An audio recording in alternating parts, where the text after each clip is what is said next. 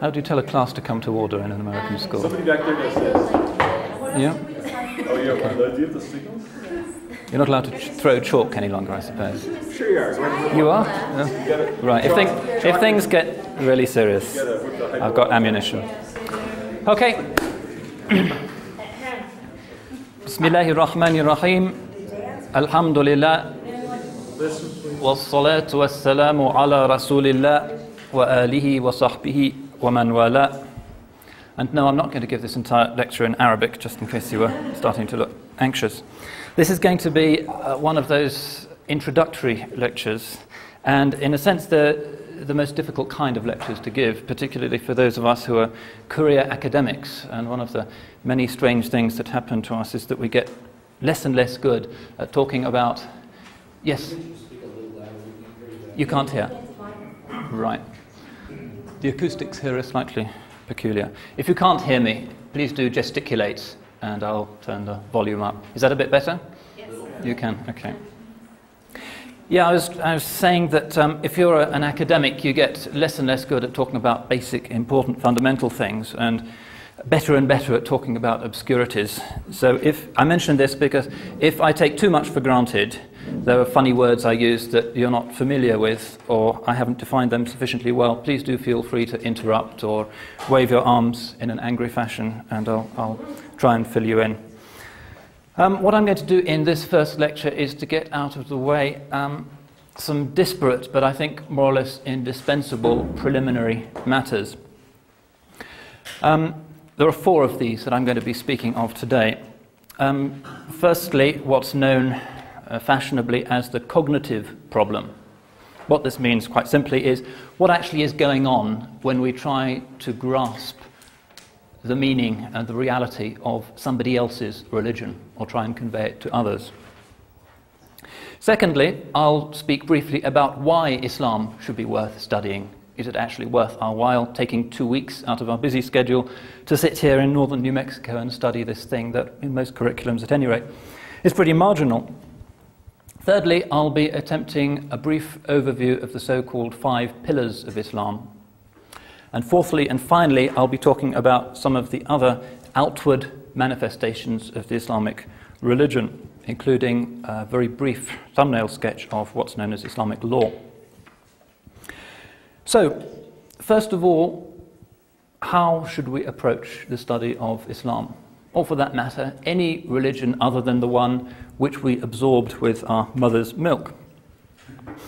Well, immediately we should recognize that we are encountering a whole range of potentially very dangerous pitfalls. And we need to frame our interrogations of this unfamiliar religious tradition with very great care. Obviously, our upbringing, the upbringing of the kids that we're teaching, perhaps, didn't just shape our own beliefs, but also shaped some unspoken assumptions about what a proper religion is supposed to be like.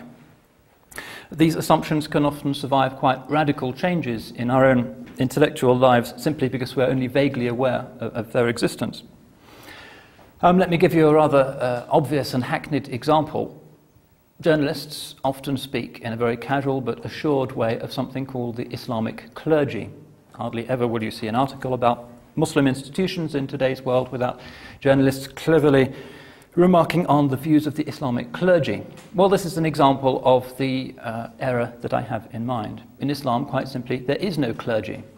There is an informal body of scholars whose collective opinions are taken to be, in some sense, authoritative, but they are certainly not clergymen in any sense that would be recognized in a traditional Christian society, for instance. They do not administer sacraments. So to use the term clergy when we're talking about an Islamic community is immediately to beg some important questions and to introduce a very dangerous initial misconception.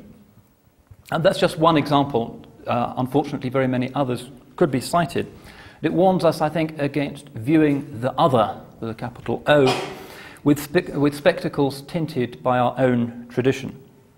Now, obviously, we are never going to avoid it completely such a colouring of our vision. That's inescapable. But in general, the rule, I think, is that we are better off using the vocabulary and the categories that are indigenous to another tradition, rather than trying to cut corners by importing words that might be familiar to us or our students, but that might introduce distortions. And comparisons even between two very closely related faiths, such as Islam and Christianity, very often have a nasty habit of distorting more than they enlighten. So once we've identified and tried as much as we're able to neutralize our own cultural assumptions about what a religion is supposed to be, a further and I think even more teasing question remains to be tackled. To what extent can we talk meaningfully about another religion? Well, obviously there are some things that we can do fairly uncontroversially. We can learn about it on a simple factual level, for instance, how do Muslims pray, what are the rules of fasting, etc. We can look at its texts, we can investigate its societies anthropologically. But I think it's important to recognize that no amount of knowledge of, say, the rules of Muslim almsgiving or patterns of kinship amongst Tunisian villages or whatever is really going to disclose to us the true meaning of those things to the believers themselves.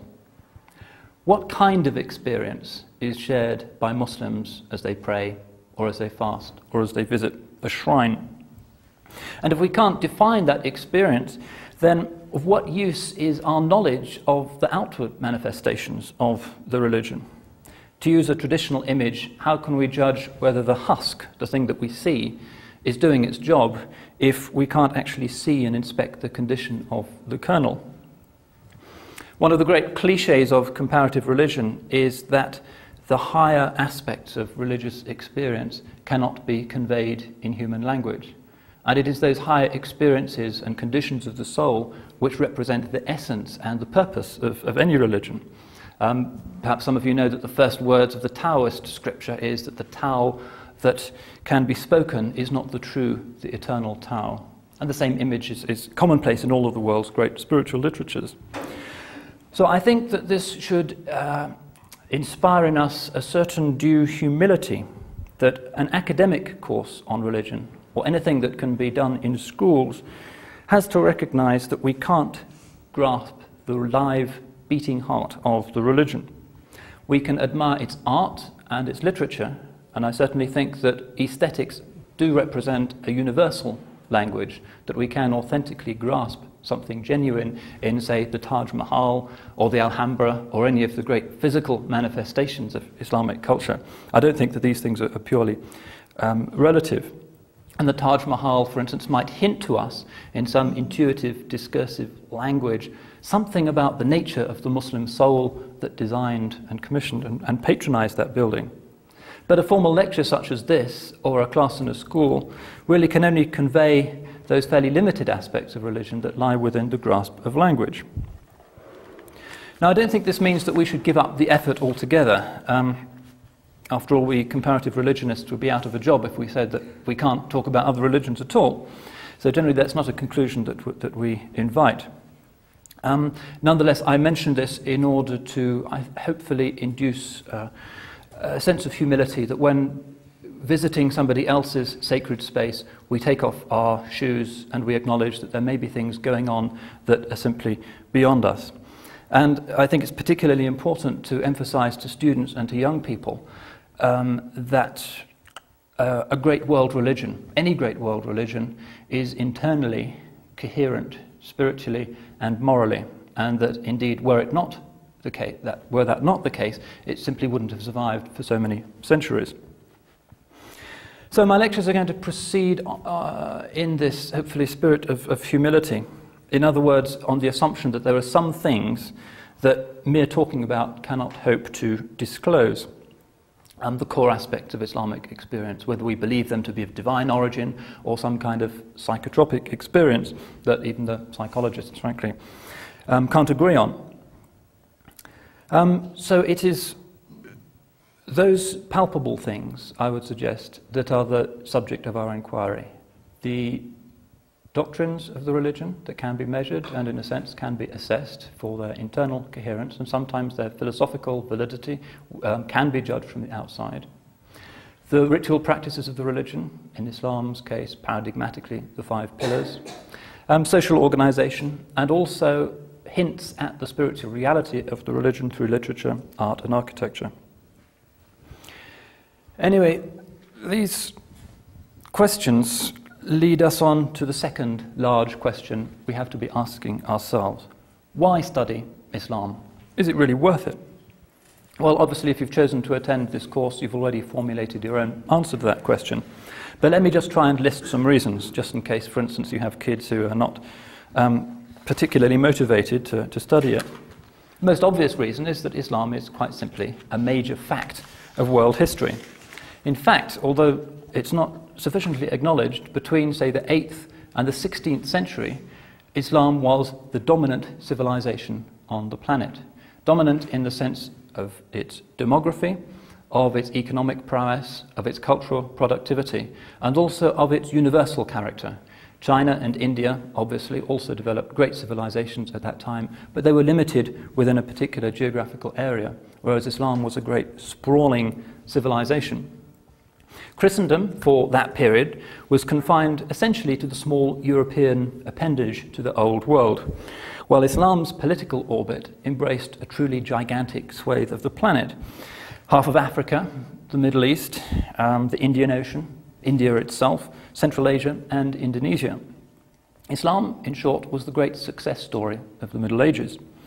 Christians, when they interacted with Muslims politically, invariably found themselves up against more powerful, very redoubtable, often palpably and embarrassingly more civilized Muslim neighbors. From Christian Europe, if you went south, you would come to Muslim Spain, whose population in the 11th century was actually greater than all of Christian Europe put together. The biggest city in Europe was Cordoba, under the Muslims, which had over 1 million inhabitants, at a time when the largest Christian city in Europe, Paris, had barely 60,000. To the southeast of Europe, there was, of course, the Middle East itself, and in due season, the very alarming Ottoman presence in the Balkans. It's easy to forget that only 300 years ago, the city of Budapest was a flourishing Muslim city. To the east, where nowadays one generally encounters parts of Russia, there were again powerful, flourishing Muslim states, those referred to by European historians as the Tatar Khanates, the Volga Bulgars, and the Golden Horde. And again, these were far more flourishing in their civilization than their Christian neighbors. Moscow was a fairly small city. Kazan, the great Muslim city on the Volga, was a great center of culture, civilization, etc. So Christendom was more or less encircled, and the only way it could go, of course, was west, which is one reason, of course, why it did just that. So that's one reason why Islam is certainly worth studying. It's of more historical importance to Europeans and to Christians than is any other civilization. Secondly, Islam is of intellectual interest. It's particularly interesting because, like Christianity, it sprang from the same Semitic soil, and it also allowed its dogmas to be shaped by the same categories of Greek philosophy. In fact, Islam is, for these two reasons, more closely related to Christianity than is any other religion, not excepting Judaism. And by seeing how the universal issues and problems raised by the premises of Semitic monotheism, questions of metaphysics, styles of worship, problems about the existence of evil in the world, for instance, mysticism, by looking at how these universal problems were addressed by Muslim thinkers, Christians have historically often found that they can acquire valuable insights and perspectives on their own tradition. This is a very long time-honored process of intellectual dialogue that we find, for instance, at its most prominent in the European Middle Ages, with people like St. Thomas Aquinas, unquestionably the most brilliant medieval European mind. And in his great work, the Summa Theologica, he refers to two individuals more frequently than anybody else. He talks about the philosopher, by whom he means Aristotle, and he talks about the commentator, by whom he means Averroes, who was, in Arabic, Ibn Rushd, the great pious Maliki judge and philosopher of Muslim Cordoba. And there are many aspects of Averroes' philosophy which found their place in the mainstream of medieval Christian thought. So in both of these ways, in terms of political history and intellectual history, Islam inhabits the world of Western Christianity. There has been a genuine overlap.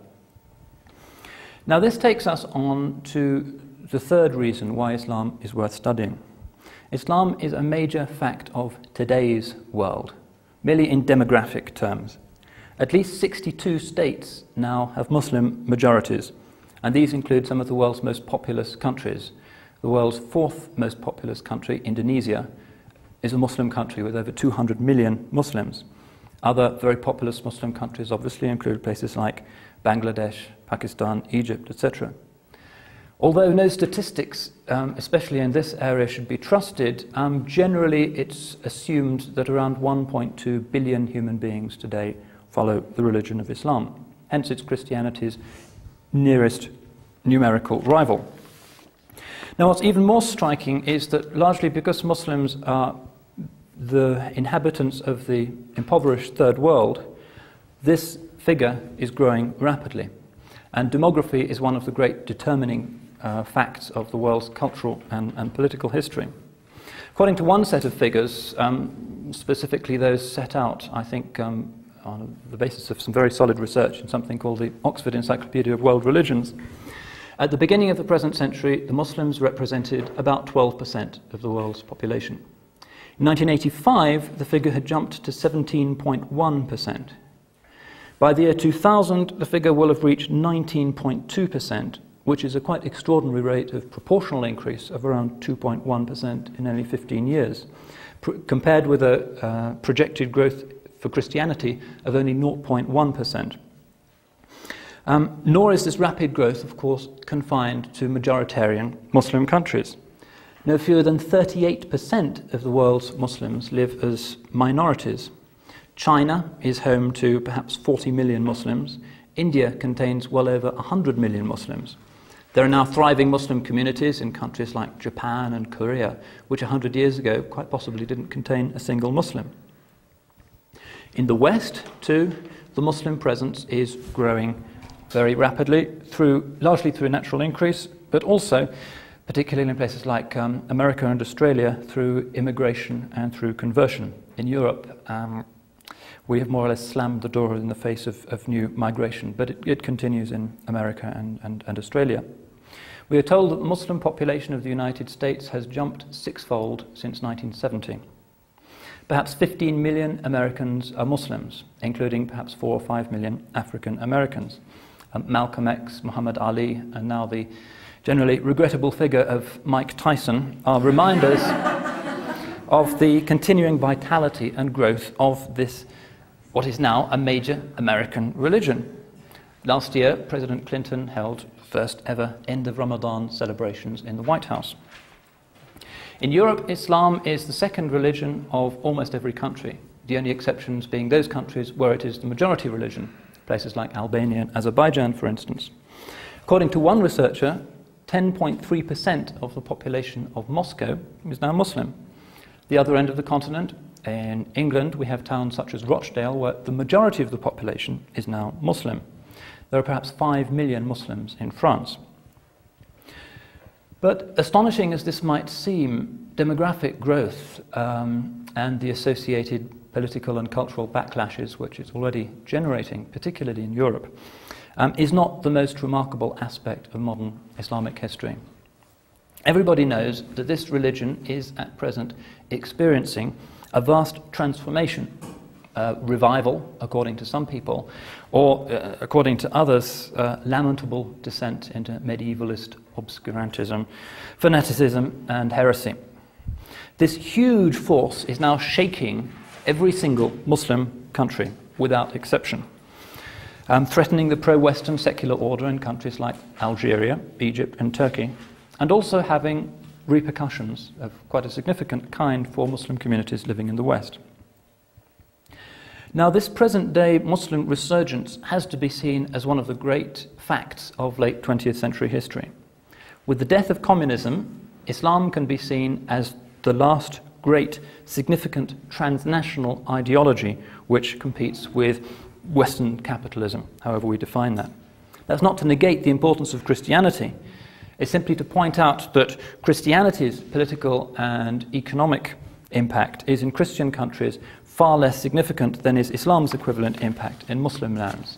A re-Christianization of a Christian country does not have such far-reaching implications as the re-Islamization of a Muslim country, for the obvious reason that Islam includes things like law, which generally are excluded from the traditional concerns of Christian belief.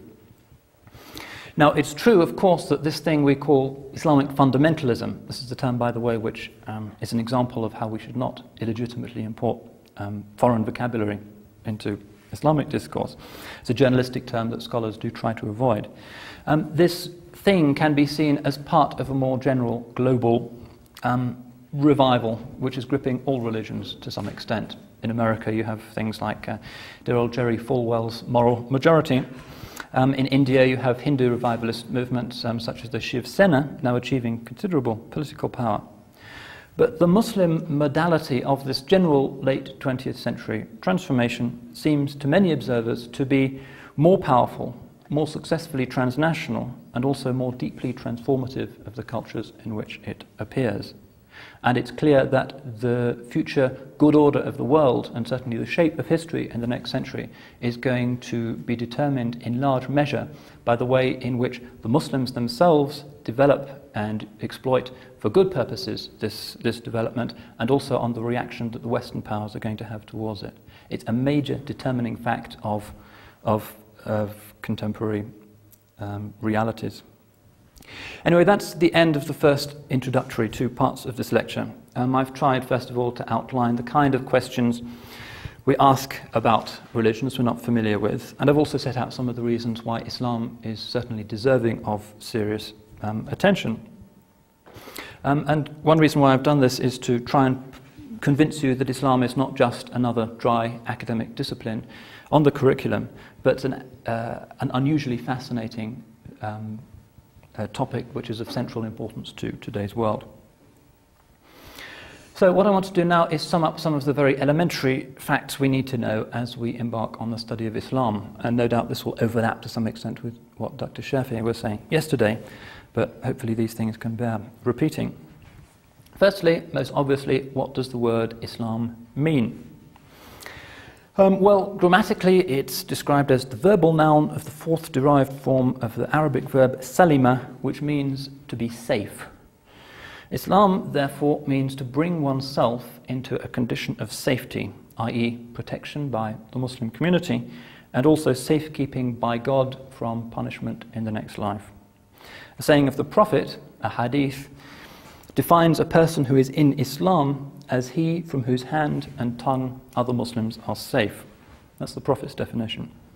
But it also has the closely linked sense of submission, i.e. submission to the will of God. The active participle of Islam, the person who does Islam, is Muslim. Muslim is hence somebody who is protected and who is in a state of resigned submission before God.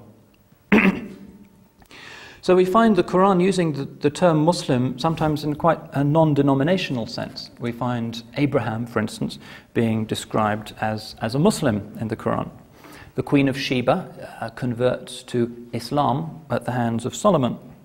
In fact, in the Quranic view, all of the prophets have taught Islam in this generic sense, Islam with a small I, if you like. Islam with a capital I, as the historic religion with its recognizable contemporary forms, is the word that we use to refer to the organized religion inaugurated by the Prophet Muhammad. Occasionally you will come across the term Mohammedanism as a synonym for Islam. This is now obsolete, largely because some Muslims are offended by it. The idea is, they claim, that it implies that Muslims worship the founder of their religion as Christians worship the founder of their religion. In fact, of course, the term doesn't necessarily imply that resonance, and we even find references in Muslim literature to al-Ummah al-Muhammadiyah, the Muhammadan community, referring to the collectivity of all Muslims. Nonetheless, the fact is that Muslims don't like the term Mohammedanism, and although you'll see it in a lot of older books, it should not be used. So the religion is called Islam, and for the remainder of today's lecture I'll be outlining its most palpable, salient features. And I say palpable because there are, as I indicated earlier, some hidden spiritual dimensions of the faith which not all Muslims may have attained. There's a very famous hadith, quite possibly the best known of all hadiths, called the Hadith of Gabriel, in which the Prophet states this quite explicitly. I've circulated a translation of this in the handouts, and at the risk of gobbling up quite a bit of time, I think it would actually be good for us to read this out, because it is so fundamental. Any volunteers to read it, to give my vocal cords a rest? Yes, John? I'll take the first paragraph, and for you want me to Fine? Or do the whole thing, as you please. Umar ibn al-Khattab said, "One day, when we were with God's messenger, we were visited by a man whose garments were exceedingly white, and whose hair was exceedingly black, upon whom no signs of travel could be seen. Sitting before the Prophet, leaning his knees against his and placing his hands on his thighs, he said, 'Tell me, Muhammad, about Islam.' The Prophet replied, 'Islam is that you should bear witness that there is no deity but God, and that Muhammad is God's messenger, that you should establish the prayer, pay the zakat, fast in Ramadan, and make the Hajj to the house if you are able to go.' The man said, 'You have spoken truly.' And we were amazed that he should question him and then confirm that he had spoken the truth. He then said, 'Tell me about faith.' Iman. He replied, 'Faith means that you believe in God, His angels, His books, His messengers, and the last day, and that you have faith in the decree, both its good and its evil.' The man said, 'You have spoken truly.' He then said, 'Tell me about excellence.' Ihsan. And he replied, 'Excellence means that you should worship God as if you see Him. For even if you do not see Him, He sees you.' Then the man said, 'Tell me about the hour.' The Prophet replied, 'Concerning that, the one who is questioned knows no more than the questioner.' The man said, 'Tell me then of its four tokens.' He said, 'The slave girl will give birth to her mistress, and you will behold the barefoot, the naked, the destitute, and the shepherds vying with each other in the construction of tall buildings.' Then the man departed. After I had waited for a long time, the Prophet asked me, 'Do you know who the questioner was, Umar?' I replied, 'God and His messenger know best.' He said, 'That was Gabriel, who came to teach you your religion.'" This is, as I say, possibly the best known of all hadith, and even little kids in Arab countries particularly will know it off by heart. In the hadith, what you can see is that the Prophet, who, like all the founders of the great world religions, was an excellent teacher, is explaining in a systematic, easy-to-understand fashion the three dimensions of Muslim experience. He also hints at a fourth, the eschatological, the end-time prophecy which comes towards the end, which I'm not going to talk about today because I think Dr. Jackson, inshallah, will be addressing it in due course. So what the hadith says is there are three dimensions to the religion. There is Islam, outer practice, the forms, the regulations, the system of worship. There is Iman, which means faith, the belief system, sincerely held. And then there is a third thing, which the Prophet refers to as ihsan, which means excellence, but in this hadith is clearly defined as spiritual excellence. So in other words, the hadith is making the point that the religion has a dimension proper to the body, to the mind, and to the heart. Now it's easy to see why they should come in this order.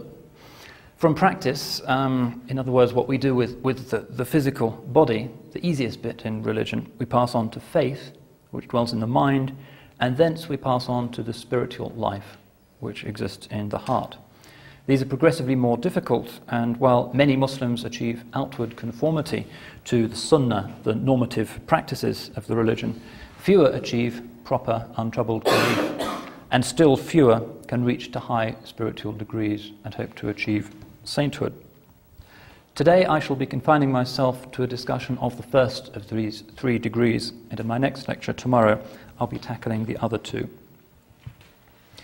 So, in the hadith, the Prophet explains that the first, most basic degree is Islam, submission, safety. In another famous hadith, the Prophet defines Islam in this sense as a set of outward activities. The hadith, again I've circulated a copy, is Islam is built on 5 pillars. It is to bear witness that there is no deity but God, and that Muhammad is God's messenger, that you should establish the prayer, salat, pay the zakat, fast in Ramadan, and make the hajj to the house, i.e. the Kaaba, if you are able to go. And these are the so-called 5 pillars of Islam. And the metaphor indicates that these things do not constitute the essence of the religion, but merely its necessary supports and foundations. So let's take a look at these one by one. Firstly, the Shahada. Let me inscribe this for you, just in case your Arabic's a bit rusty. Shahada means testifying, bearing witness. Islam prefers to use this expression to say what might be the Christian equivalent of creed. This reflects the Quranic conviction that religious confidence is not something that is so much acquired as innate. One of the key differences between Muslim and Christian theology is that Islam doesn't accept the idea of original sin. Infants are not born in some sinful state. They are born pure. They are made sinful by their circumstances as they grow up. So to carry out the Shahada, to bear witness, is to testify to something that we knew as disembodied souls before we were breathed, as the Quran puts it, into the embryo in our mother's womb. Now this formula, which is probably the most frequently repeated set of words on the planet, is Ashhadu an la ilaha illallah wa ashhadu anna Muhammadan Rasulullah. More simply,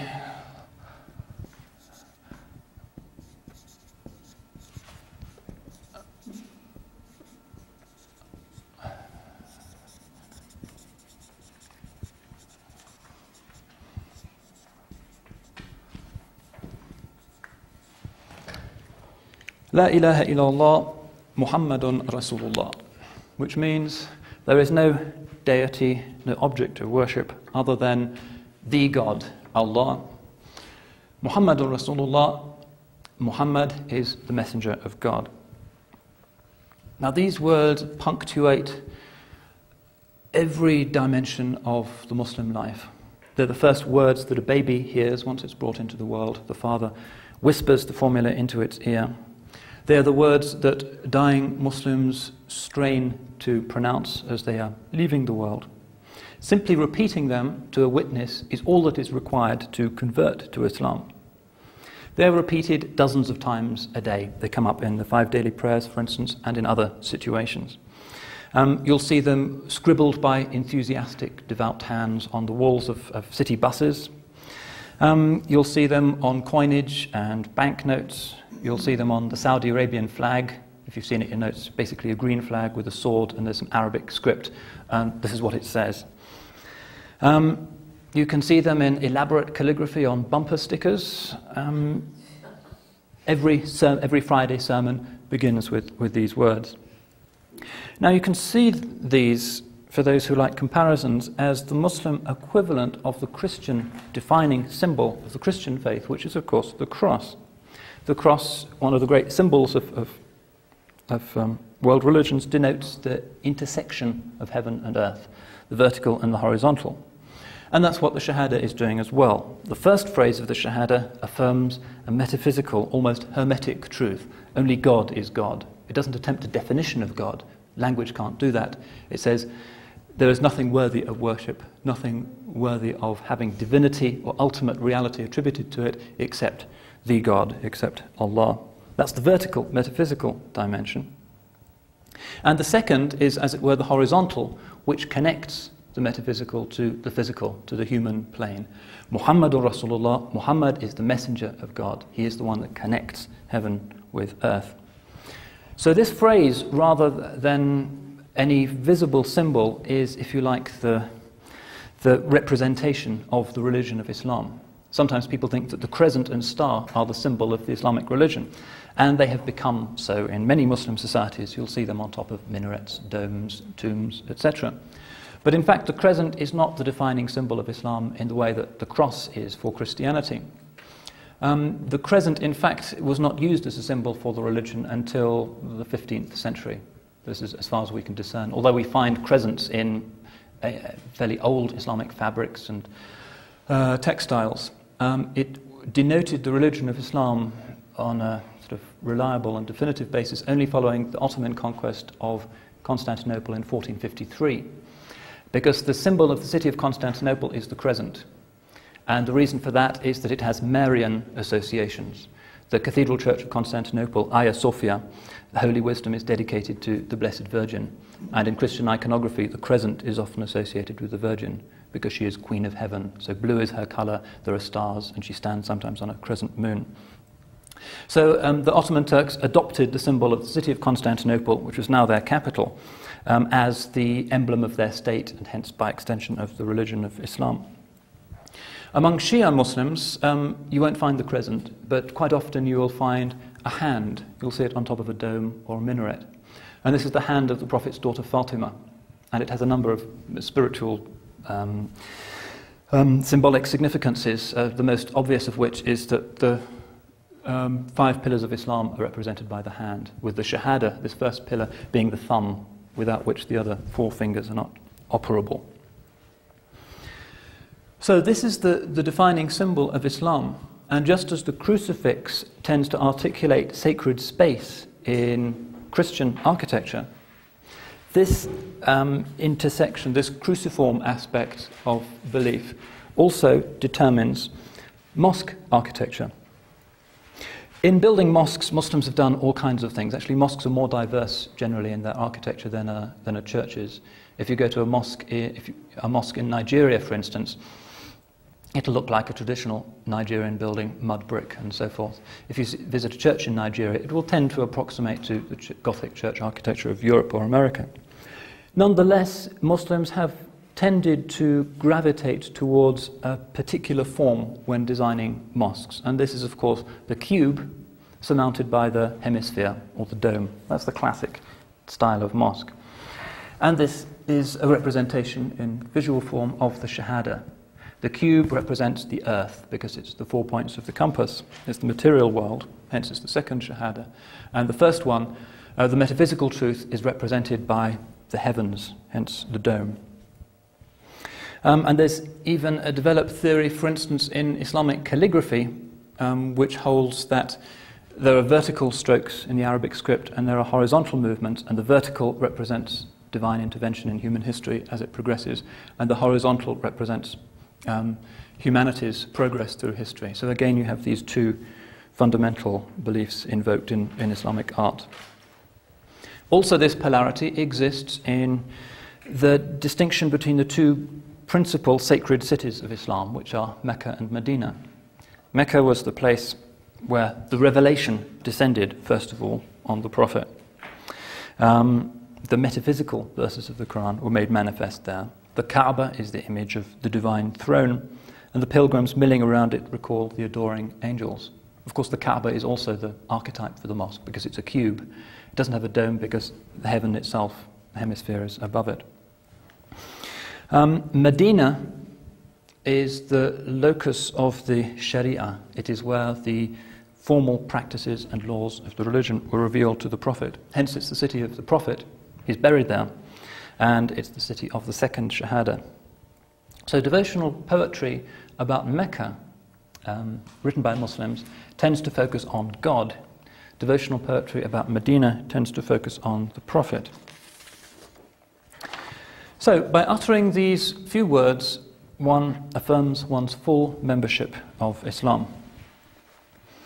But although the theologians aver that because of God's mercy, however much one sins, one cannot be punished eternally, if one has affirmed this Shahada, it's recognized that one's Islam is gravely lacking if one goes no further. You have to accept the entailment of Muhammad's prophecy, the other 4 pillars. These are the fingers to the Shahada's thumb. The second pillar of Islam is, of course, in Arabic, salat, usually translated not very comfortably in English as the prayer with a capital P. In a sense, it isn't really primarily a prayer, it's a kind of worship. It's an act of worship, it's a formal submission and adoration of the divine. This is the formal 5 times daily worship that you'll see going on in the mosque here. It's the key religious practice of Islam, more important than the others. The Prophet called it the center pole of the religion. Whoever demolishes it has demolished Islam. The basic meaning of this word salat in Arabic is a kind of connection, a connection through prayer or blessing or an association with holiness. So in the Quran we find that God and his angels also engage in a kind of salat, in the sense of blessing mankind. Surah 33 verse 43 says, "It is he, i.e. God, who performs the salat over you and his angels, that he may bring you forth from darkness into light."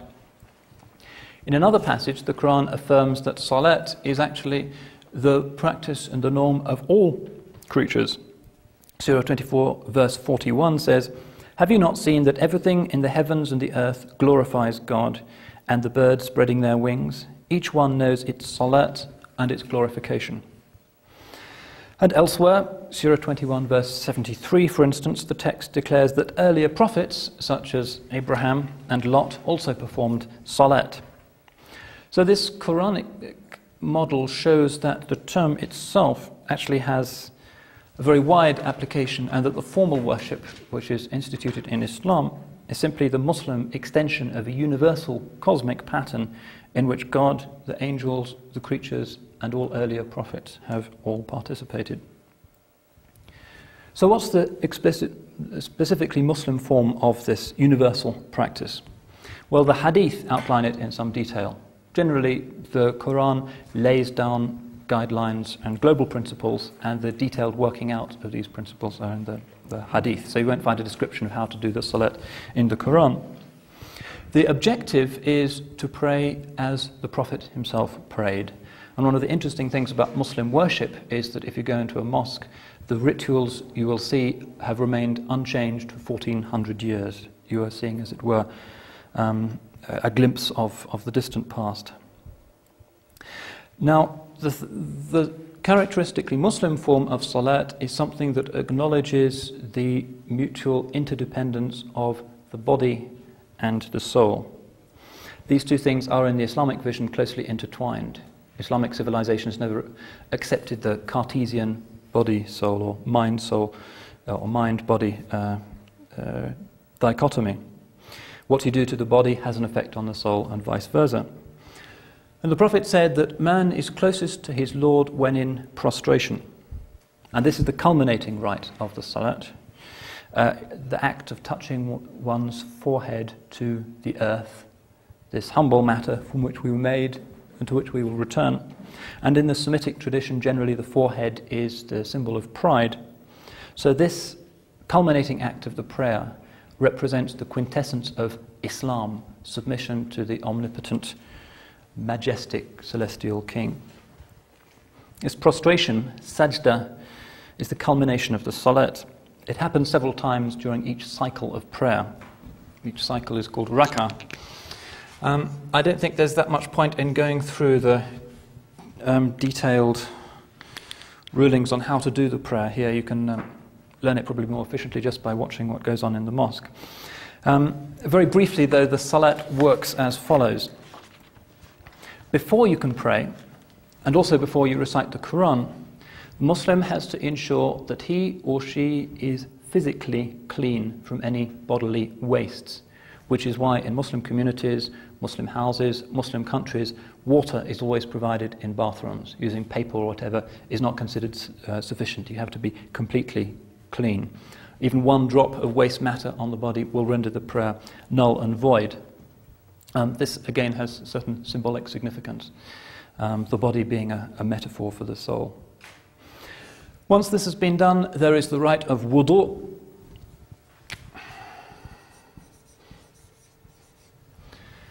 which is the formal washing that takes place before the prayer can be done. And this is a very brief, concentrated, stylized, almost Zen-like ritual in which the hands, the forearms, the face, the ears and the feet all have to be clearly cleansed with pure running water. The symbolism of this obviously is obvious. As in Christianity, the rite of baptism uses water as an image of divine mercy, water being what comes from heaven. But the rite has a practical significance as well. Physical cleanliness in a mosque is extremely important because close physical proximity is normal. So to supply clean water for these ablutions, mosques have fountains in their courtyard, or at least they'll have a row of taps. Water is also required for the hammam, the public bath, which until very recently in Muslim communities was a very important feature of life, the famous Turkish bath. And it's an interesting fact that historians are only just beginning to recognize that one reason why medieval Muslim cities were so big, I mentioned that Cordoba had 1 million people in it, whereas medieval cities in Northern Europe had a lot fewer, was the very practical consequence of the liturgical requirement that clean water be delivered to the city. Whenever Muslims captured a town or founded a town, the first thing they had to do was to establish a place of worship. Before they could worship, they had to have clean water that didn't taste of anything, that didn't smell. These are the canonical requirements.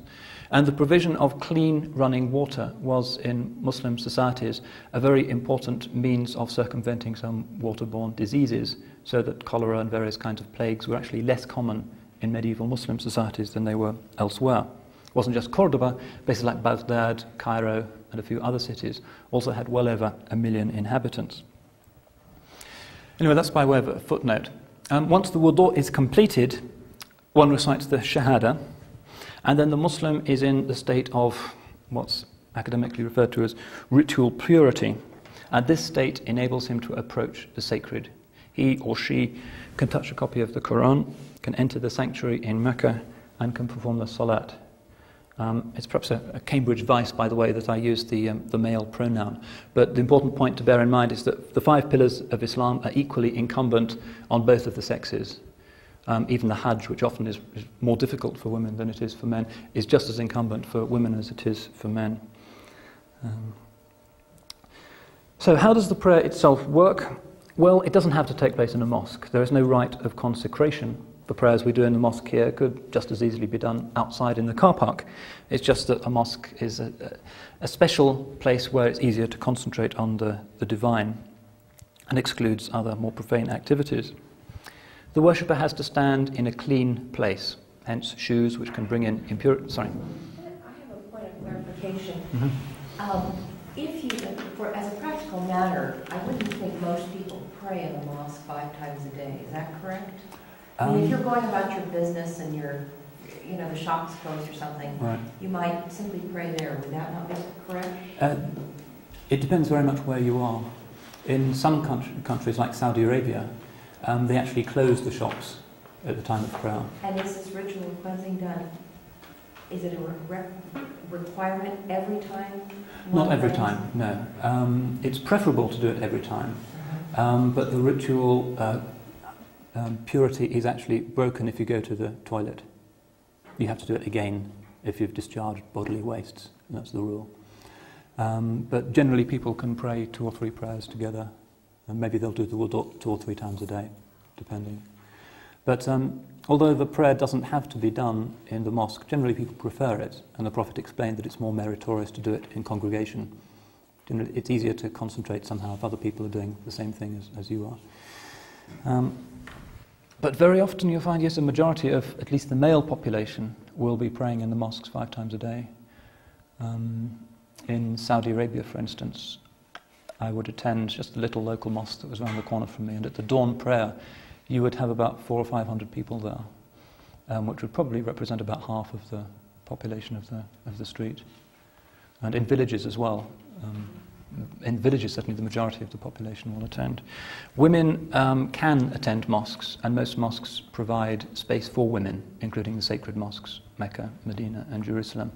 But there is a dispensation. They're not obliged to. It's not quite as important for them as it is for men, because they have family responsibilities as well, in the traditional view of things. Although women are attending mosques a lot more than they used to. Does that answer your question? Okay. Briefly to run over the actual mechanics of the prayer. You have to stand in a clean place. The only place you can't pray, by the way, is in a lavatory or a bathroom. You have to face the Kaaba in Mecca, which is the earthly symbol of the divine presence.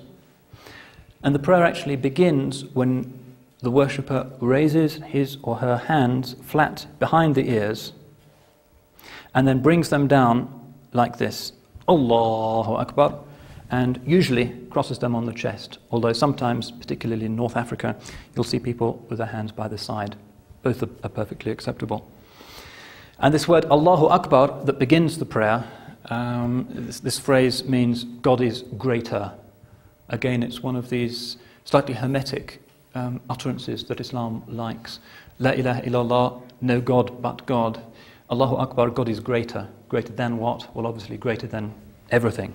So when you're doing this, Allahu Akbar, it's as if you're affirming or reaffirming the fact that the divine reality is what is really important and greater than whatever you've been doing in the previous few hours.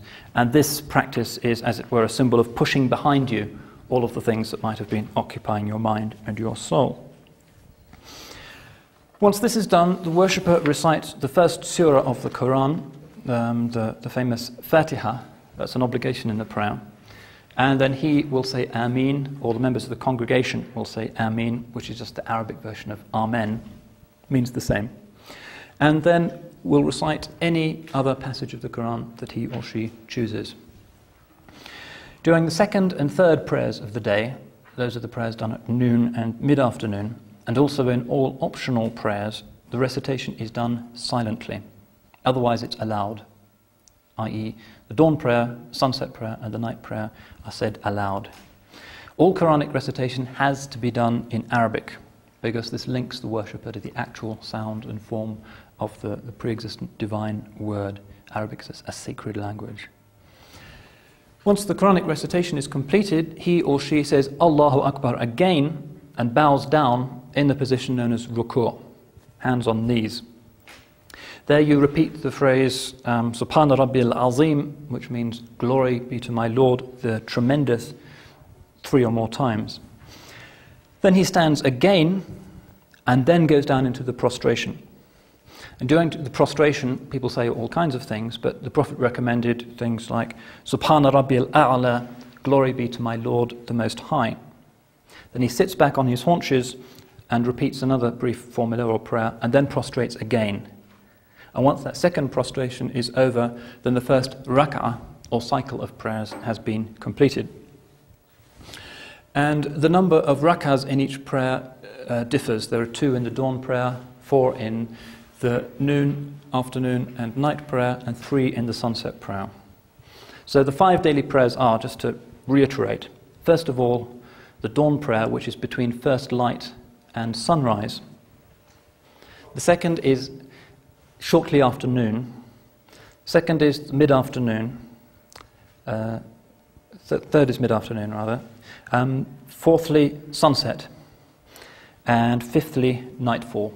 That's when it's completely dark, say an hour and a half after the sun sets. The actual length of the thing, it's perfectly possible to finish a prayer in 2 minutes and be out of the mosque again. 5-10 minutes is more usual. Again, the imams in different mosques will have different ways of doing things. And in Muslim cities where there are lots of mosques within walking distance, people will, depending on the amount of time they've got, go to the mosque where they know the service is going to be long or short, or where they like the sound of the recitation or whatever. One can do these things very briefly, and it depends really on one's circumstances. I remember once I was waiting at a railway station in Yugoslavia. This was about 3-4 years ago. And it was 5 in the morning, and the train wasn't coming for hours. And so I thought, well, I'll do the dawn prayer. And so there I was on my little prayer carpet, nobody around, and I thought, I can make this a nice long prayer. And then into the station, steamed this filthy train full of about maybe 5,000 Serbs who looked pretty drunk, I could see out of the corner of my eye. And I thought perhaps this is not the best sight for a group of angry young Serbs. And so I did what was probably the most rapid performance of the Muslim prayer in recorded history and disappeared. But so the actual length of it is at people's discretion depending on mood and situation. Now, this is the obligatory prayer, 5 of them every day, but there are a lot of optional prayers, and these are taken very seriously. You'll see in the mosque here, people don't just do the congregational prayer in the line. Once that's finished, or before it starts, they'll scatter into other parts of the mosque and pray separately. There are other times of day when the Prophet also liked to pray, and pious Muslims like to emulate these. For instance, most importantly, something called the Tahajjud prayer.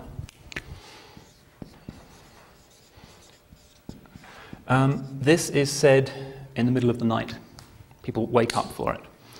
My mother-in-law, for instance, who's from Pakistan, I've lived in her house for some time and observed her movements. Every night she gets up at about 2 in the morning, makes herself a cup of tea, and then prays this Tahajjud prayer for a couple of hours, and then goes to sleep again for an hour or so before the dawn prayer. And in her social world, that's very normal. The Tahajjud prayer can be a very large number of rak'ahs. You can recite very long surahs of the Quran. More or less you can do what you like. And this is generally the prayer that is taken most seriously by very devout, spiritually minded Muslims. The formal congregational prayers during the day are an important assertion of communal solidarity, the equality of believers, etc., etc. But the tahajjud is when the real spiritual work is traditionally done. It's done usually at home. Occasionally, and in some mosques, there is a form of tahajjud prayer that's done in congregation. For mosques where there's a very strong interest in nocturnal vigils. And you'll see this during the month of Ramadan in the great mosque in Mecca.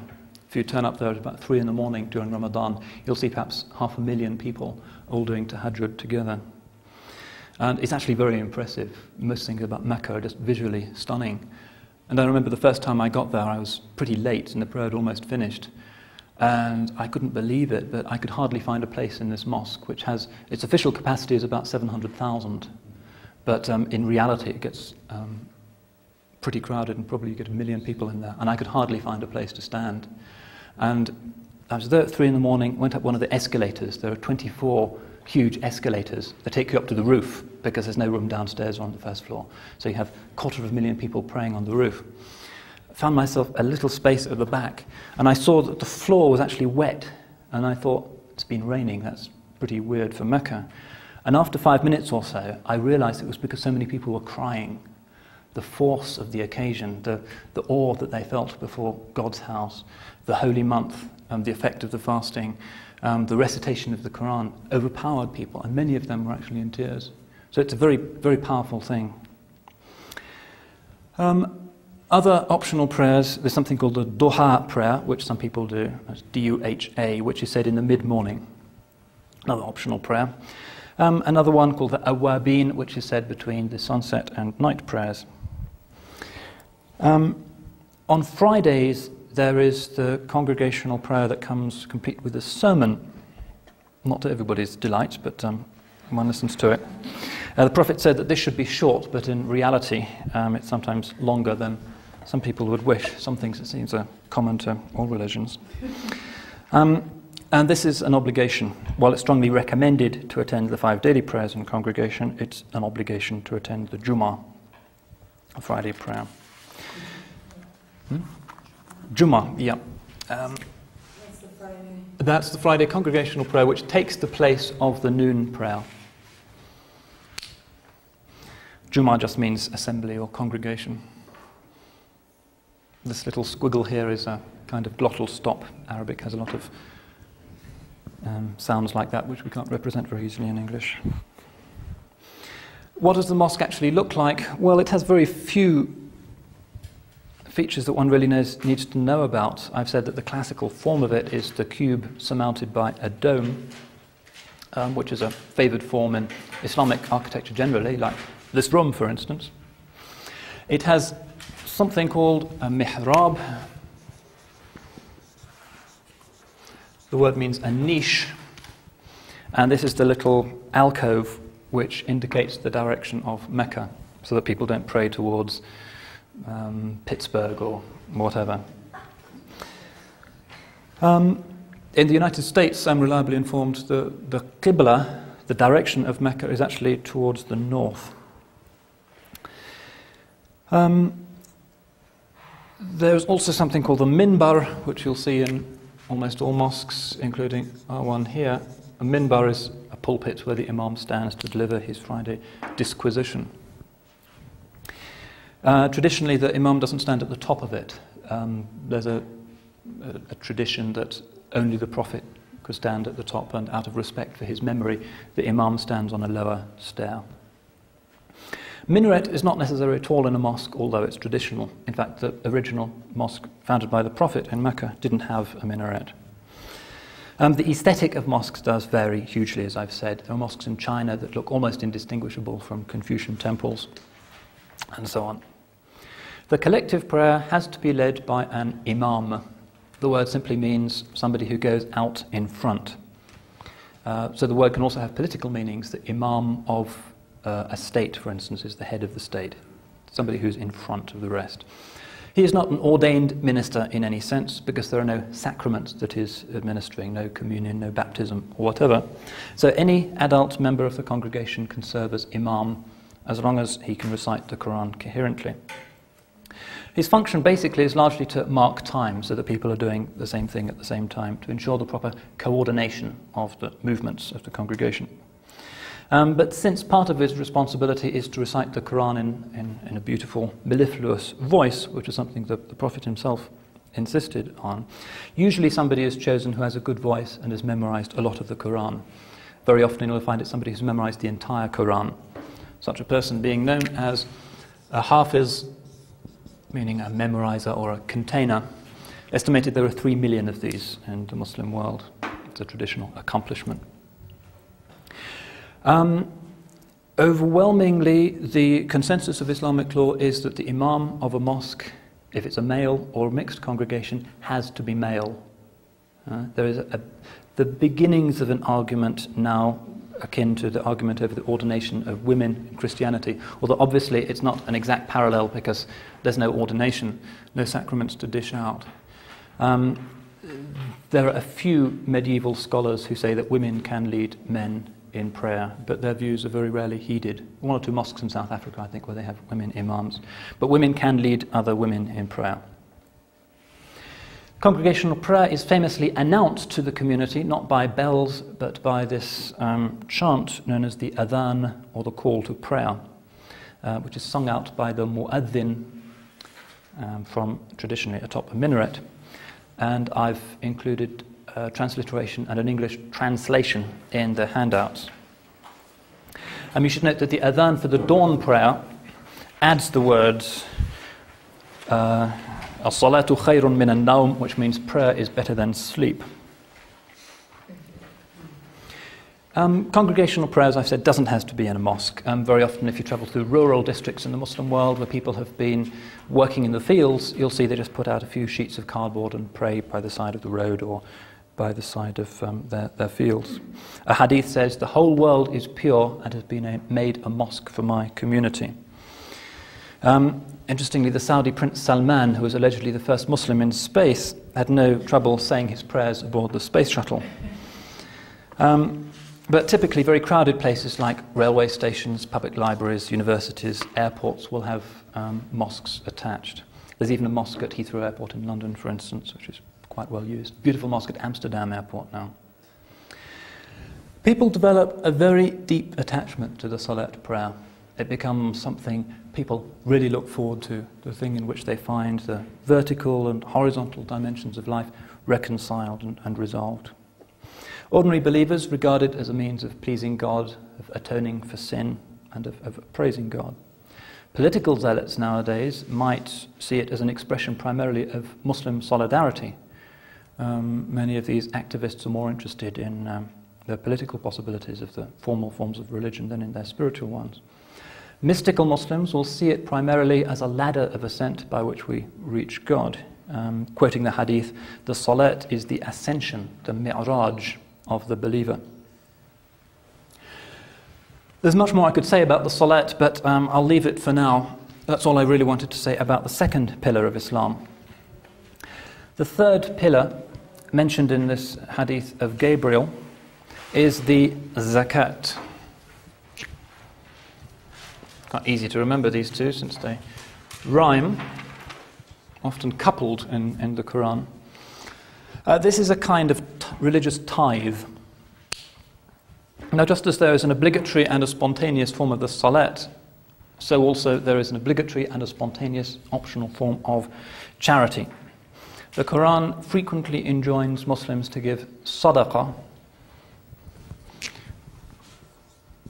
which means charity generically, including the formal form of zakat. And it recommends that they be given in secret. But it also requires more formally the giving of this zakat, which is a kind of alms tax.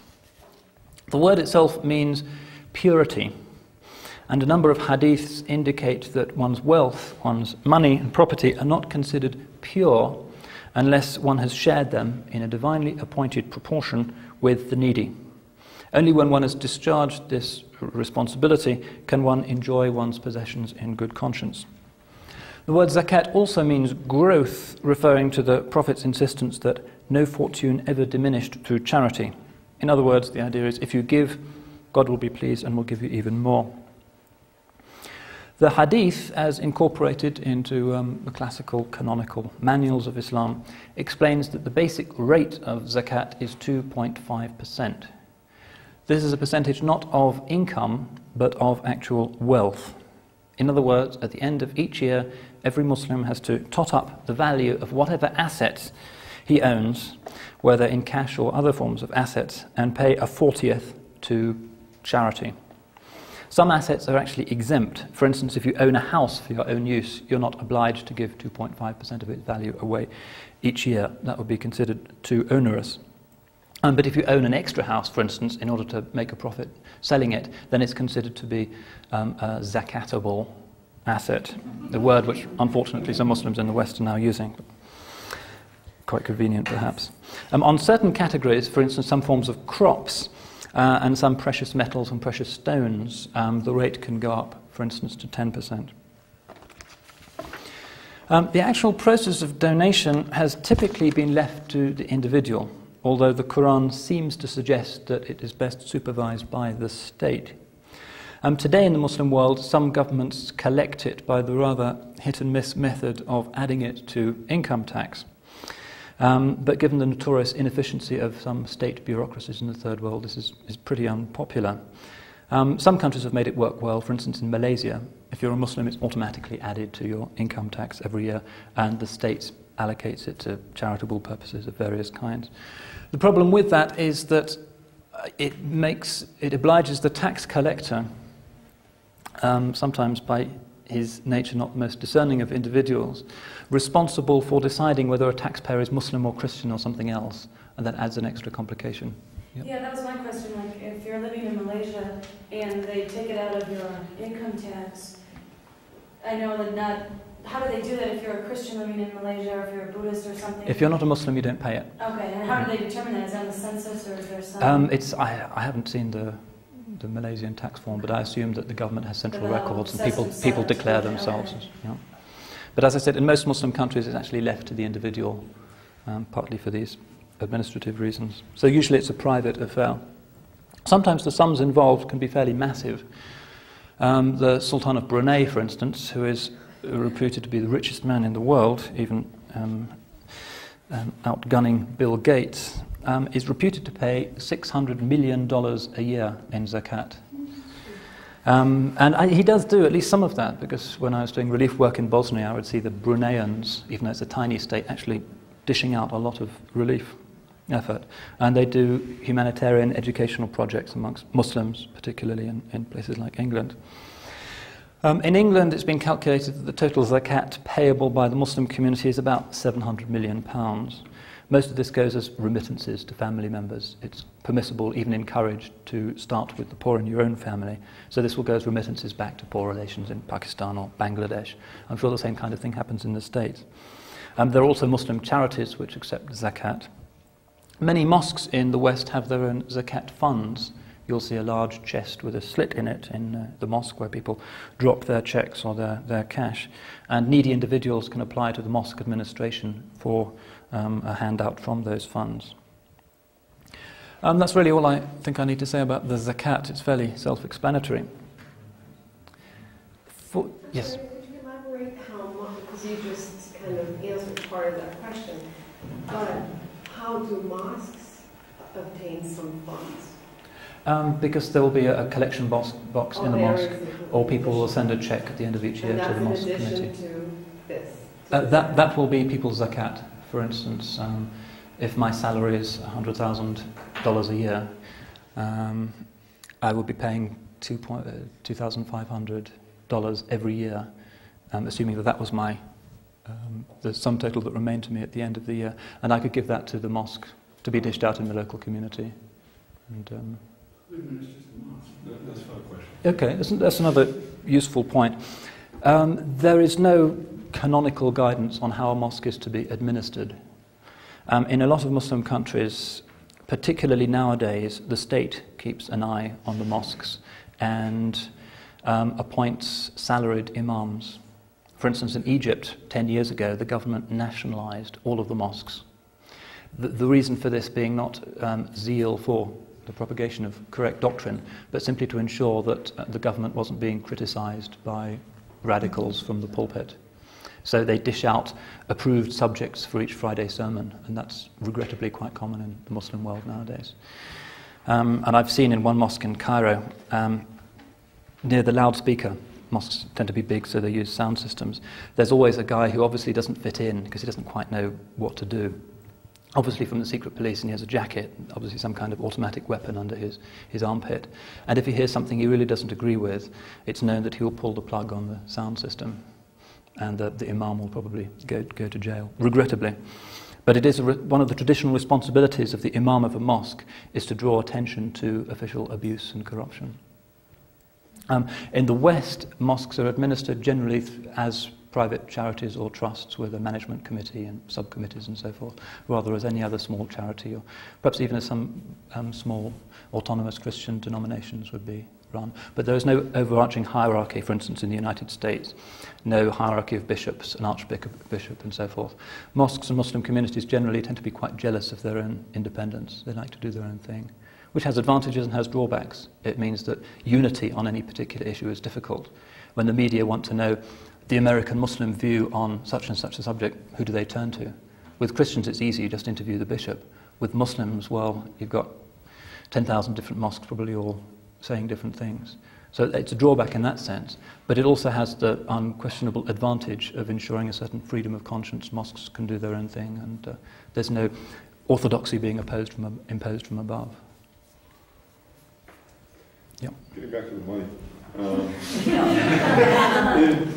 a place like Malaysia or Egypt, then, where the zakat may be intermingled with tax revenues, is there any watchdog on the state to make sure they're not buying tanks and bombs and stuff like that, rather than giving money to... Generally there is, yeah. It's something they do take seriously. For instance, in Egypt, the government has its own bank called the Nasser Social Bank or something, and that's where all of the zakat funds go when they're separated out from people's income tax returns, and they do social projects, and generally it's poorly administered, as such things tend to be in the third world. And most people wish that they could just give out their zakat according to their own consciences.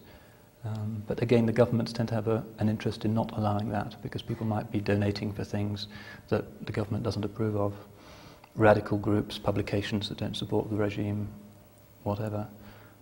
It's a regrettable fact of life in the modern Muslim world that everything is very politicized, and the government likes to get in on the act, even in these aspects of religion that are supposed to be individual or small community concerns. So this is really, I'm looking at this as, it's one of the disadvantages of not separating church and state in the Islamic system. I mean, since they don't have a separation, there's room for, well, lots of corruption, obviously. Oh, there's room for abuses, Yeah. certainly. It's generally an oversimplification to say that Islam is a theocratic system. I'm not trying to say that. But There's a common perception that there's no distinction between religion and the state, and the religion is the state. The head of state is like a great archbishop who defines doctrine as well as economic policy. Traditionally, Muslim societies haven't worked like that at all. The religious hierarchy, in as much as it has existed, which means not clerics but experts in the law and in theology, have often existed very separately from the state and even in an antagonistic relationship to it. And the state has always been regarded as a kind of rather vulgar thing, sort of fat sultans and corrupt people that religious people don't have much to do with. So the idea that Islamic civilization is naturally theocratic simply isn't borne out by the patterns of Muslim history. But it's a possible source of corruption, but also many Muslims would say that unless you have religious people supervising these things according to proper religious guidelines, everything's going to be done according to people's own personal interests, and so it's necessary that religion dirties its hands, as it were, with politics, because otherwise the public interest will not be served. Yeah. In the United States, is the zakat collected only in the mosque? I think you said earlier there was a chest where people put their money. That would assume that there's an honor system that, for example, in your example where you said $100,000, $2,500, that would assume that you would give that much money without anyone checking on you or knowing, as you might have a country where there's a form where you fill it out on your tax return. But there's no system of checking, certainly not, and probably only a small percentage of Muslims here do pay the full whack. And then there really wouldn't be a list of the congregation, would there, or would there? I don't know what the situation is here, but in England... They're very good at getting lists and knowing who's there, and you get your little box of envelopes. And in England, you'll find some mosques which accommodate very closely knit communities. For instance, if a whole village from Kashmir has moved to an area in Oxford, everybody knows each other. They will have a list of everybody. But I think Hakim... Perhaps Hakim could interject something. Yeah, that's true. A place like that. In America, you'll find sort of variations on that. In some cases, people are on an honor system in which they give their zakat independently. And traditionally, there are 8 categories in which zakat is meant to be given, with priorities, categories beginning in your immediate neighborhood and so forth. And there are 8 traditional categories in which you pay your zakat. In some communities in America, you'll have more organized communities in which they actually collect the zakat, and they go up to the members of the community who are known and actually collect, and they will help them determine what their income is. And then that group that's appointed amongst them will pay out amongst the community to those 8 categories. So it's a little bit of variation. Generally, it's done independently. A few exceptions. Okay, do you want to? In one lump sum, or is it, can it be dispersed throughout the year? And also, if it is paid one lump sum, is there a specific time of the year in which it is paid? The traditional arrangement is that it's paid, usually people pay at the end of Ramadan. Sometimes people will do it according to the end of the Muslim year, at the beginning of the month of Muharram. But it is permissible just to pick one time of the year. Maybe Abdul Hakim Jackson has better insight since he's an expert in Islamic law, but as I understand it, there's no specific month or date when the zakat has to be calculated and coughed out. Actually, it's a very individualistic type of obligation. It's between the individual and God. It's not a right to the state. It's actually a right to the poor. It's an obligation that God places on the more fortunate members of the community to share His bounty with the less fortunate members of the community. And so actually what happens is that it's not an income tax. It's a tax on assets, like he said. So for example, there's a threshold point. You have to have so much in savings that you sustain over a year. And at the end of that year, you pay 2.5% of those savings. So say, for example, I don't know what professor salaries are in England, but they're not $100,000 a year. But let's say I have a savings of $1,000 or say $5,000. Let's say I come into some money today. Well, I have to sustain and that money is over, I think the threshold level is about $150, between $150 and $175. So let's say I come into $5,000 today. If I sustain that over a year, on this date next year, I'll have to pay 2.5% of that. Okay? But if, for example, before that year expires, my kid falls down, chips a tooth, has to go to the dentist, then I have to spend that money for some legitimate need for my family, because my family comes first, then if that money drops below the threshold, then I'm not obliged to pay at the end of the year. And I have to wait till my savings goes back up above the threshold, it's sustained for the year, and then I pay. So it's not designed to, to be a burden on the community. It's designed really for those people whom God has blessed to have enough sort of disposable income over a sustained period of time, and they can from that to help out the poor and needy. Is this an individual or is it family? Per family or per individual? No, per individual. My wife's, in Islamic law, my wife's wealth is her wealth, and I don't have control over that. So she may end up paying zakat where I don't have to pay zakat, or I may end up having to pay zakat where she doesn't have to pay zakat, depending on what the situation might be. Can we move on now, perhaps? I want to get the other two pillars out of the way before. It's a useful intervention. Thank you for that. Before we break for coffee, I'll try and whiz through the last two pillars. Pillar number 4 is fasting in Ramadan. This is the 9th month of the Muslim calendar, and complicatedly enough, the Muslim calendar is a lunar calendar. Each month begins with the sighting of the new crescent moon.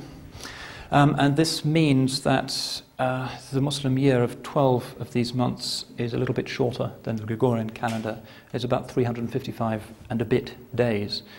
So what this means is that the month of Ramadan falls a little bit earlier each year. So sometimes it's in the summer, sometimes in the winter. At the moment it falls in the month of January. In northern latitudes, obviously, the fast is sometimes going to be a lot longer than it is in equatorial regions, because it's a dawn to dusk fast. In England, I remember 15, 16 years ago, the fast was in the summer, and we were starting the fast at 2:30 a.m., and then we would slump in front of the television watching cricket all day, and fortunately the test matches go on quite late in the evening. And then we would break the fast at 9:45 in the evening. Now that seems to be onerous, but in fact there's a kind of balance involved, because in equatorial regions the real problem is not the time but the heat. You get thirsty. Whereas in England, generally you don't get thirsty. So there's a kind of compensation now. Obviously there are exemptions if you're a quarry worker or you're a pregnant woman, for instance, or a number of other things. Or also, many people will say if you're about to take exams, you're exempted from fasting. And you can do various things like either making up the fast later in the year, or you can pay a cash equivalent to the poor. The actual sighting of the moon is a notorious controversy in Muslim communities, particularly in the West. The traditional schools of Islamic law insist that the crescent moon has to be physically sighted, and that the fasting month begins at dawn the following day. Increasingly in the Muslim world, people are using computer calculations and tables from observatories to work this out. But a traditional scene in a Muslim village, for instance, would be people going out after the sunset prayer and going up on top of a local hill, or even sitting on the roof of the mosque, and they sit around and drink tea and they look for the moon, and it's quite a festive occasion. Once one member of the community has sighted the moon, then Ramadan begins and the fast commences the next morning. The fast, as I said, is from first light, which is when the horizon first becomes visible, which is the time when the first adhan of the day is given. And it ends at sunset with the adhan for the sunset prayer. In a lot of Muslim countries, they have a canon that announces the exact moment when you can start drinking your can of Coke or whatever it is you wish to break the fast with.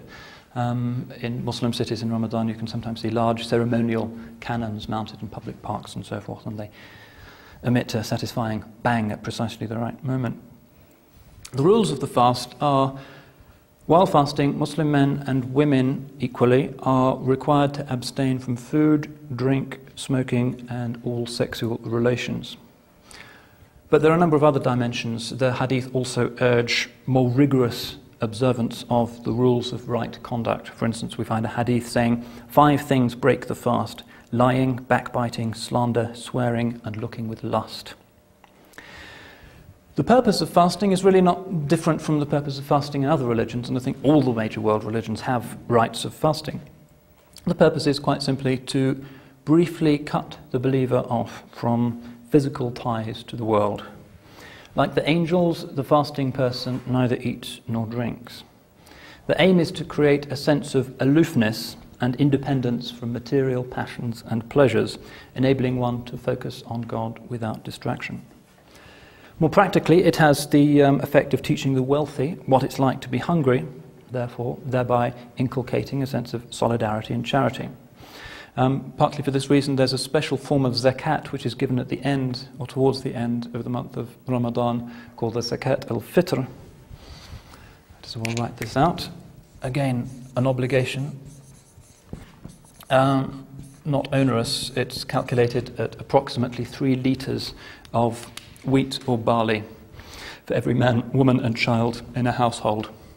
Literalist Muslims will say the Prophet gave it in wheat and barley, therefore we have to. So sometimes in Ramadan in Muslim cities you'll see people sitting out selling piles of wheat and barley. But increasingly nowadays people will just give a cash equivalent. In Ramadan, charitable and family activities are hugely important. The fast-breaking meal at sundown, the iftar, as I-F-T-A-R, is a major social occasion. Typically, some of the men in the family will break the fast at the mosque by eating a few dates and perhaps a gulp of water. They will pray and then go home, and then there will be an opportunity for entertaining guests.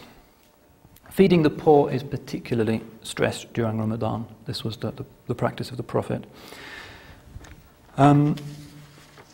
And there's often a very general public enthusiasm for doing this. I remember once I was in Cairo in Ramadan, and I visited the office of the NBC bureau chief, and it was getting towards the end of the day, and he said, "I know a really great place to have a meal. Why don't you come with me?" And I thought, great, I get a free meal at the Meridian or somewhere. So I said, fine. And he took me in his car to the poorest, most run-down slum in Cairo. And we sat down on the street, on these sort of rush mats, and there was a public banquet being given for the poor of that district by the local mosque, which was done in that area every evening for everybody, and it was free of charge. And we had a great meal, open to everybody, and I certainly enjoyed myself more than I would have done at the Meridian. But that's a typical sight in Muslim cities in Ramadan. Also inviting the neighbours, inviting the poor amongst one's neighbours, etc. After eating, there is the no less important business of the night prayers, and these are followed by the most important religious ritual of the fasting month, the famous prayers of Taraweeh. These are not obligatory, but in practice a lot of people attend them. And ideally in each mosque the imam should recite the entire Quran throughout in the month, so you'll find a 30th part of the Quran being recited in the Taraweeh prayers every evening. The reason for this is that according to the Quran, the revelation was actually sent down from heaven during the month of Ramadan, so this is like a recollection of that. Taraweeh prayers, typically 20 rakahs. Devotional practices are also very much stressed. We are told that the nights in Ramadan are a time of particular holiness and spiritual potential. And there's something called the Night of Power, Laylat al-Qadr, referred to in Surah 97 of the Quran, which reads, "We have sent it," i.e. the Quran, "down on the night of power. What will convey to you what the night of power is? The night of power is better than 1,000 months. On that night the angels and the Spirit come down by their Lord's leave with every decree. Peace it is until the rising of the dawn." Now, a hadith refuses to specify exactly when the night of power might be, but tells us to seek it during the last odd-numbered nights of Ramadan. Very typically, people believe it to be the night of the 27th. This is a time of solitary, all-night vigils, Quranic recitation, meditation, and prayer. spiritually minded people believe that the fath, the spiritual opening, is most likely to be granted at that time. Shortly afterwards, the month ends with one of the two great Muslim festivals. This is the Eid al-Fitr.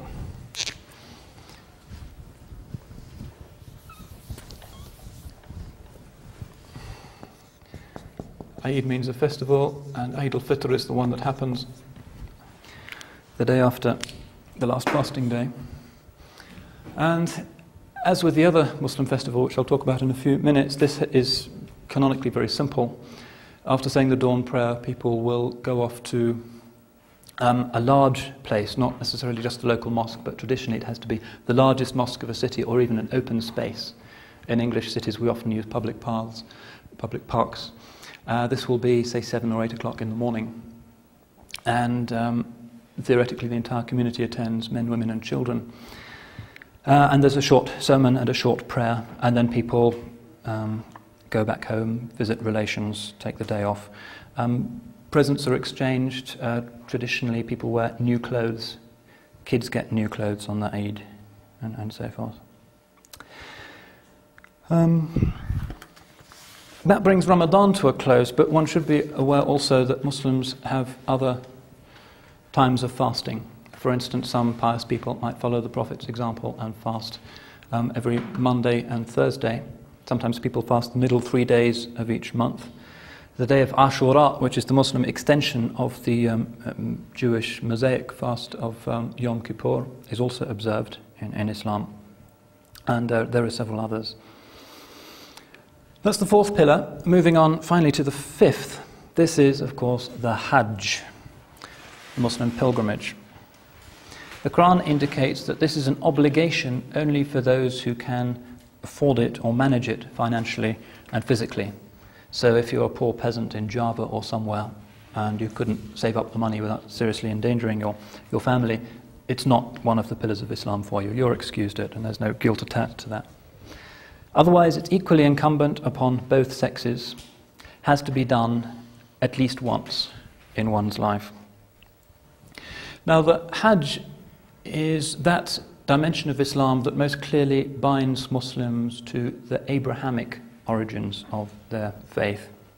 The Quran affirms that Abraham and Ishmael built the Kaaba as the world's first place of worship.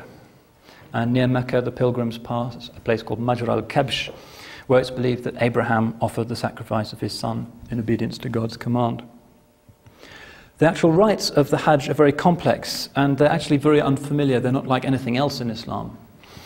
Very briefly, they involve a sevenfold circumambulation, walking around the Kaaba, which represents disconnection from the 4 points of the compass and hence worldly attachments, and a focusing upon the presence of the divine, which is represented by the Kaaba. The pilgrims will also drink from the famous well of Zamzam, which I'll talk about in a subsequent lecture. They then progress rapidly 7 times between 2 tiny hills, which are called Safa and Marwa, which are sort of 300, 400 yards apart next to the great mosque in Mecca. They're connected nowadays by a huge walkway.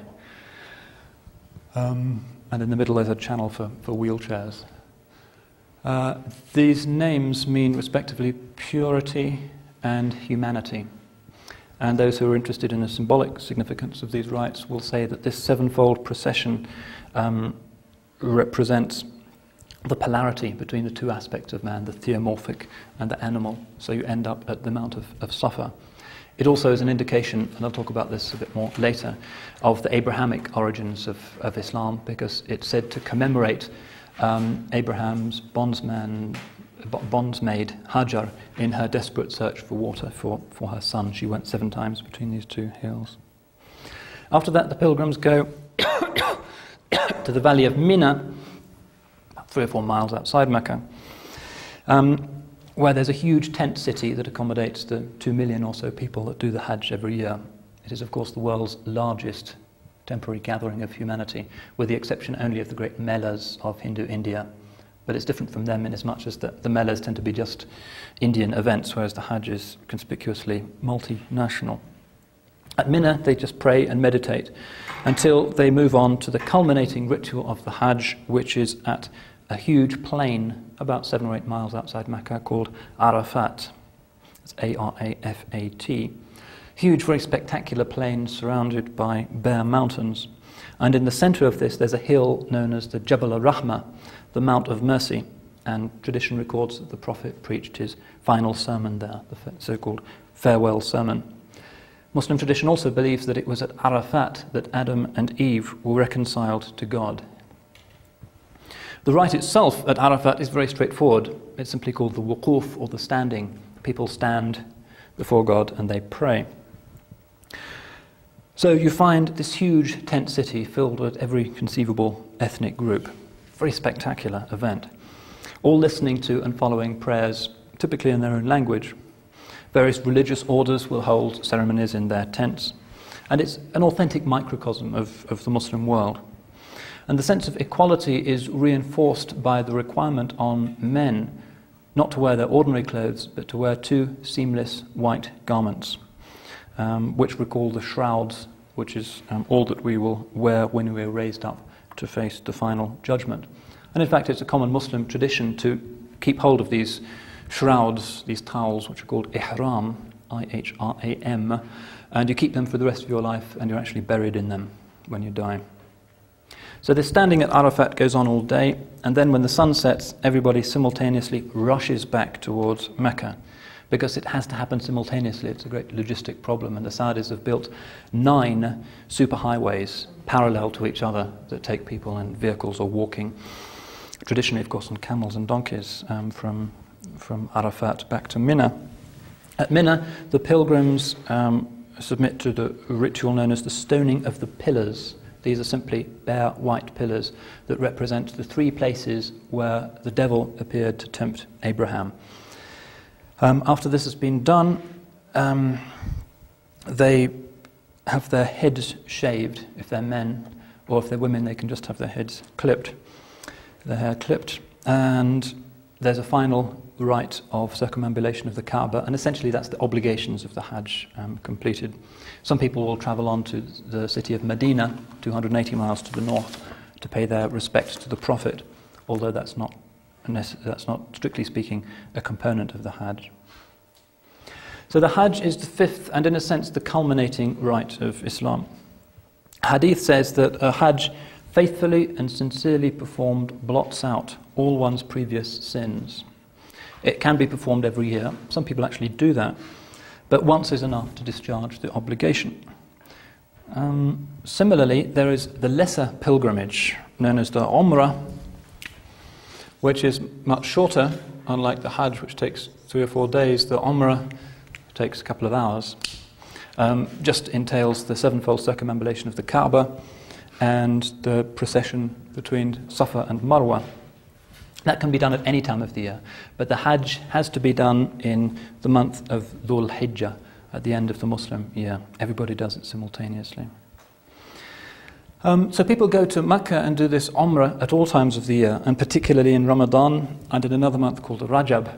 The Haram, the sanctuary in Mecca, is really stuffed with people. So it's the culminating moment in the Muslim life. And it's the culminating rite almost in a cosmic sense. It's often remarked that the basic rites of Islam are linked to the natural world. So the 5 prayers a day follow the movements of the sun. The zakat and Ramadan are dictated by the movements of the moon, and Hajj, also dictated, of course, because it follows this calendar, by the movements of the moon, is a kind of symbolic return to the center, to the pivot, to the axis mundi, to the point where heaven and earth meet, where Adam and Eve were reconciled to God, and a line was hence drawn under original sin. And this reminds us that the whole Muslim life is permeated by this principle, which I'll speak of in more detail tomorrow, of dhikr, which means remembering, remembrance, remembering the reality from which we came. Every one of these pillars is designed to remind us. So there are 5 prayers a day, 1 congregational prayer a week, fasting month once a year, and 1 Hajj in a lifetime. These rites punctuate the entire Muslim life. And their purpose is clear. Islam believes that without constant dhikr, without being reminded, we will fall prey to our own selfish, self-centered tendencies and forget the divine reality. The human capacity for distraction and self-involvement is that strong. But as the hadith of Gabriel, with which I started, makes clear, all of these 5 pillars are no more than the pillars of Islam. They are the support, they are the first stage, they're indispensable, however they are not the summation of the religion itself. The building itself is another matter, and that's what I'll be talking about tomorrow. I think you're well overdue for your coffee break. When we come back, I'll talk a little bit about some of the other collective aspects of the outward side of Islam, including Islamic law.